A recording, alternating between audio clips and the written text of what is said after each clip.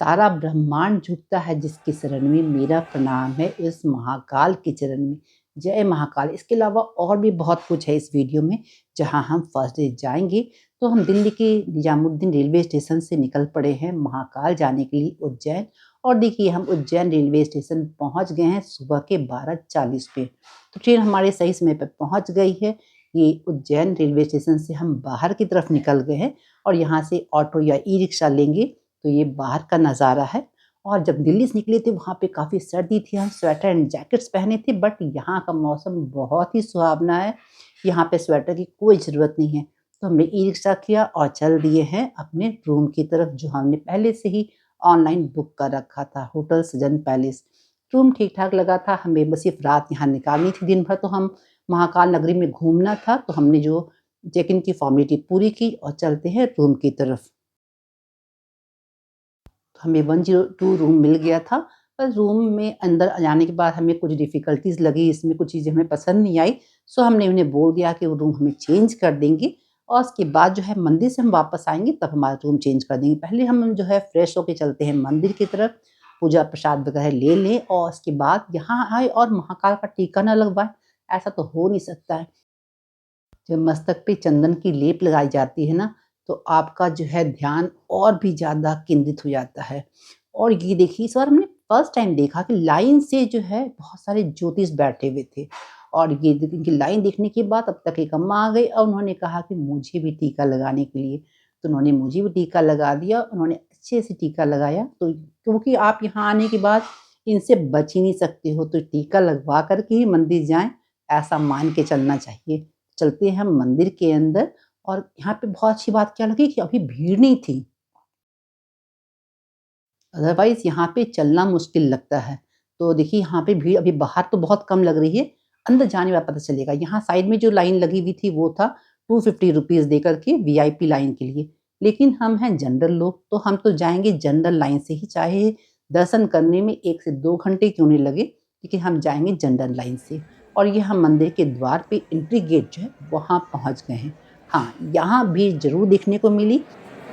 देखिए, यहाँ जयकारे सुनकर के आप में और भी ज़्यादा जोश आ जाएगा।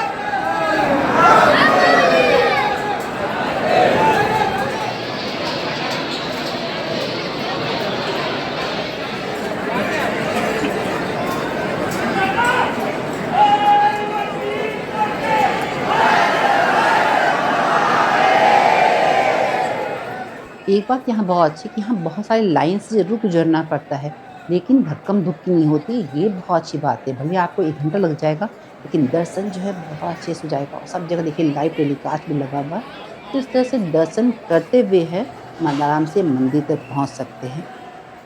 पहले बड़े हॉल से हम गुज़रते हैं और उसके बाद आगे हम छोटे वाले हॉल में।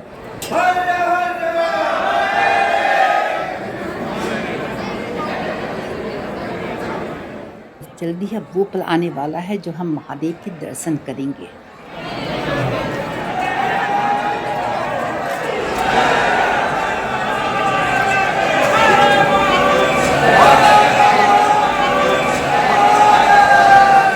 हमारा आना सफल रहा, हमें बहुत अच्छे से दर्शन हो गए, प्रसाद भी मिल गया, तो प्रसाद खाते हुए हम निकलते हैं बाहर की तरफ। महाकालेश्वर मंदिर सिर्फ एक पूजा स्थल नहीं, बल्कि भारतीय संस्कृति, ज्योतिष और पौराणिक कथाओं का संगम है, जो अपनी दक्षिण मुखी दिव्यता, स्वयंभू स्वरूप और अद्वितीय ऐतिहासिक विरासत के कारण भक्तों के लिए आस्था का केंद्र है। महाकाल के दर्शन के बाद हम पहुंच चुके हैं हरसिद्धि माता मंदिर में। हरसिद्धि का अर्थ होता है शिव की प्राप्ति या कल्याण करने वाली। यह देवी दुर्गा का ही एक रूप है और यह 51 शक्ति पीठों में से एक है, जहां सती की कोहनी गिरी थी। यह सुख, धन और सिद्धि प्रदान करने वाली देवी मानी जाती है। सामने जो देख रहे हैं वो दीप स्तंभ है और यहाँ शाम की आरती में सैकड़ों दीपक जलाए जाते हैं और इसलिए यहाँ पे शाम को बहुत भीड़ होती है और यहाँ का दृश्य जो है बहुत ही मनमोहक होता है। चलिए चलते हैं, माता रानी के दर्शन करते हैं। ये इनके मंदिर के अंदर का दृश्य है, बहुत ही खूबसूरत है, शांत जगह है। और ये देखिए, जय माता रानी की जय हो। माता रानी सभी की मनोकामना पूर्ण करें। ये देवी भक्तों को धन, संतान, सुख और सभी मनोकामनाओं की पूर्ति करती हैं। साथ ही मानसिक शांति और तांत्रिक बाधाओं से भी मुक्ति देती हैं। यहाँ मंदिर के प्रांगण में और भी 3-4 मंदिर हैं। हम चलते हैं करकोटकेश्वर महादेव के दर्शन करने। कहते हैं कि जो मनुष्य भक्ति से करकोटकेश्वर महादेव के दर्शन करता है, उसको सर्प का भय नहीं होता है और नित्य दर्शन पूजन से काल सर्प दोष से मुक्ति मिलती है। यह स्थान अत्यंत शक्तिशाली और पवित्र माना जाता है, जहाँ भक्त अपनी सभी मनोकामना पूर्ति के लिए यहाँ पे आते हैं, दर्शन करते हैं, पूजन करते हैं और अपनी मनोकामना की पूर्ति के लिए यहाँ पर शीश नवाकर जाते हैं। हरसिद्धि माता को राजा विक्रमादित्य भगवान कृष्ण की कुल देवी के रूप में भी पूजा जाता है। यहाँ गणेश जी के दर्शन करके हम निकलते हैं बाहर की तरफ। प्रांगण में थोड़ी देर तक बैठेंगे और आरती में अभी समय है, चलते हैं हम अभी बाहर की तरफ। और यहाँ पे राम घाट में भी आरती होती है और शाम के समय में हरसिद्धि माँ मंदिर में भी बहुत ही खूबसूरत आरती होती है। तो चलते हैं हम पहले राम घाट की तरफ। वहाँ जाते वक्त में इस तरह की हम महाकाल के बहुत सारे टी शर्ट वगैरह मिलते हैं, तो सोनू को मन था ये वाला टी शर्ट लेने का, तो उन्होंने शर्ट के ऊपर में ही ये वाला जो महाकाल का कपड़ा पहन लिया। इन्हें बहुत पसंद था, बहुत लेने का मन था। और यहाँ पे आए और महाकाल के रंगों में न रंग जाएं तो फिर क्या मज़ा है। तो चलिए चलते हैं और यहाँ पे दीपक ले लेते हैं जो नदी में प्रवाहित करते हैं और मछलियों के लिए खाना ले लेंगे। और पहुँच गए हैं इतनी खूबसूरत खुले स्थान में जहाँ सब जगह शांति ही शांति लग रही है। आपने बहुत जगह की आरती देखी होगी, जैसे ऋषिकेश की आरती, बनारस की आरती, तो वहाँ आरती सभी जगह पे एक समय होता है। पर यहाँ पे मैंने देखा कि अलग अलग खंड में अलग अलग भगवान के लिए, शिप्रा नदी के लिए अलग आरती होती है।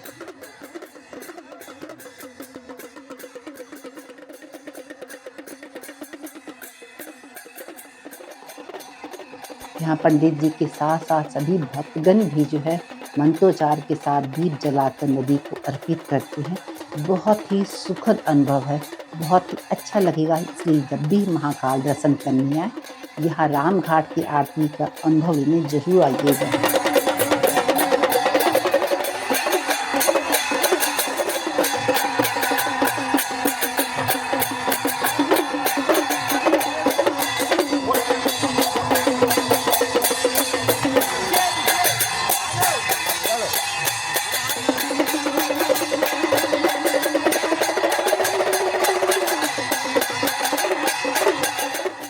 एक नई और अच्छी बात यहाँ क्या लगी कि बड़े वाले दीप जिसमें बहुत सारी बातें लगी हुई है।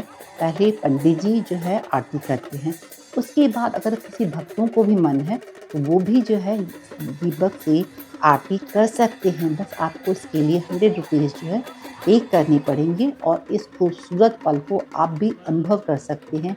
इस खूबसूरत से पल को जो है करना बहुत ही आनंददायक अनुभव होगा।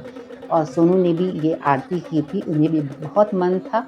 और महाकाल आए हैं तो इन छोटी छोटी चीज़ों को ज़रूर मन में जो आए पूरी करनी चाहिए, ऐसा मेरा मानना है। तो इस पहली बार इन्होंने इतनी बड़े दिए से जो है यहाँ पे माता रानी की आरती की, महाकाल की आरती की।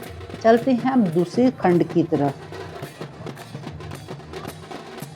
यह एक भव्य और आध्यात्मिक अनुष्ठान है जहाँ भक्त, पुजारी और स्थानीय लोग शामिल होते हैं और दीपों की रोशनी नदी में तैरती है। साथ ही यह घाट जो है कुंभ मेले की प्रसिद्ध है। इसका धार्मिक महत्व बहुत है क्योंकि माना जाता है कि भगवान विष्णु ने यहाँ अमृत की बूंदें गिराई थी। कि देखिए पीछे का दृश्य कितना खूबसूरत है। सभी भक्त सीढ़ियों पे इंतजार कर रहे हैं और ये हवेली नुमा जितने यहाँ दरवाजे बने हुए हैं, वहाँ पे भी लोग जो है ऊपर चढ़ कर के सभी यहाँ पे दर्शन कर रहे हैं, इस आरती का आनंद ले रहे हैं। तो आप भी शांत होकर बने रहें और इस दिव्य क्षण का आनंद लें, क्योंकि ये उज्जैन की यात्रा का एक जरूरी हिस्सा है।